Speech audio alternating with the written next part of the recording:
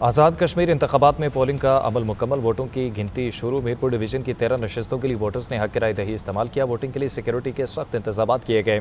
आज ही आज़ाद कश्मीर और कमिश्नर मीरपुर के पोलिंग स्टेशन के दौरे इंतखाबी अमल का जायजा लिया। मुख्तलिफ सियासी जमातों समेत 296 उम्मीदवार मैदान में। वोटर्स की बड़ी तादाद वोट डालने के लिए पहुंची। पोलिंग के अमल पर इत्मीनान का इज़हार किया। कहा जमहूरी अमल ही मसाइल के हल का मौसर जरिया है।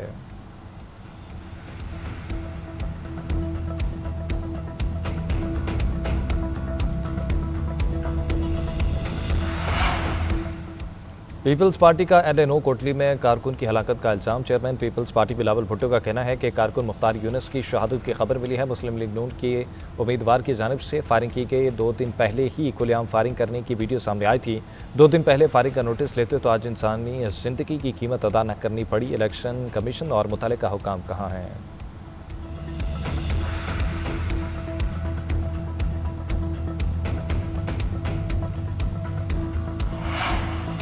आज़ाद कश्मीर इलेक्शन में हंगामा आराई और इंतखाबी अमल में रुकावट की शिकायत। पीपल्स पार्टी की नून लीग की जानिब से मुदाखलत की शिकायत। कहा LA-12 में पोलिंग पर असरअंदाज होने की कोशिश की गई। LA-8 के राजमहल पोलिंग स्टेशन में वोटिंग में मुदाखलत की गई। LA-9 में पोलिंग स्टेशन 29 और 30 पर पोलिंग में खलल डाला गया। LA-5 में पोलिंग स्टेशन 119, 120 और 121 पर भी हंगामा आराई की गई। LA-6 के पोलिंग स्टेशन नंबर 161 में आतिशबाजी की इब्तदाई इतलात के मुताबिक 2 जमातों के कारकुनों में कशीदगी के बाद पोलिंग बूथ को जलाया गया।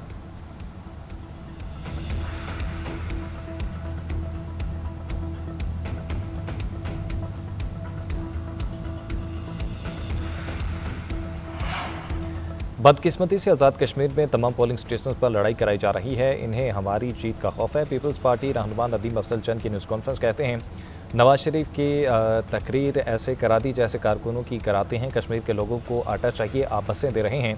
गरीब के बच्चे सरकारी स्कूलों में पढ़ते हैं, अपने स्कूल प्राइवेटाइज कर दिए। अवामी फलाह इनकी तरजीह नहीं। सईद गनी बोले कि आज़ाद कश्मीर इलेक्शन में गोलियां चल रही हैं, हमारा कारकुन शहीद हो गया। बहुत अफसोस हुआ जब नवाज शरीफ ने यह कहा कि कश्मीर है, कश्मीर नहीं, मीरपुर है, मीरपुर खास नहीं।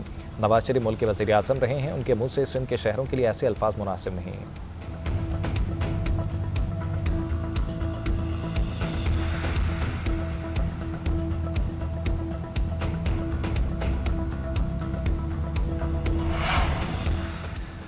निजी रिहाइशगाह में पोलिंग बाग समेत ठहरने पर 2 प्रिजाइडिंग अफसर मुअत्तल। तर्जुमान इलेक्शन कमीशन के मुताबिक दोनों को गिरफ्तार करके बैग्स तहवील में ले लिए गए। राना सनाउल्लाह कहते हैं प्रिजाइडिंग अफसर पीपल्स पार्टी के उम्मीदवार चौधरी यासीन के घर पोलिंग बैग समेत पकड़े गए। मुतल्लिका प्रिजाइडिंग अफसर और पटवारी से तफ्तीश कराएं और इस वारदात का जवाब दें। इंक्वायरी के नताइज सामने आने तक हल्का LA-10 में इंतखाब नहीं होना चाहिए था। इंक्वायरी के हकाइक सामने आने तक इस हल्के के नताइज कबूल नहीं करेंगे।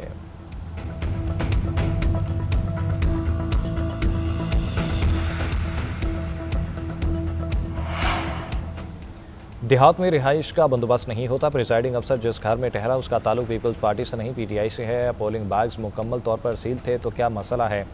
पीपल्स पार्टी रहनुमा कमर जमान कारा का नून लीग के इल्जामात पर जवाब। बोले चाय की प्याली में तूफान उठाया गया। राना सनाउल्लाह जैसे सीनियर लोगों ने इलेक्शन मुलतवी करने का कहा।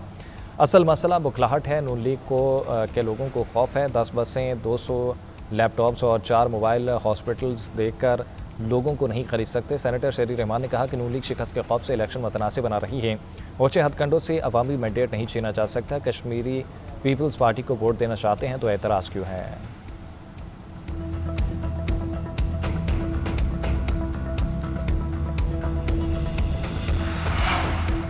आइंदा 1.5 माह के लिए शरह सूद 11.5% पर बरकरार। स्टेट बैंक ने नई मॉनेटरी पॉलिसी का ऐलान कर दिया। गवर्नर स्टेट बैंक की ज़ेर सदारत इजलास में मुआशी इशारियों पर गौर किया गया।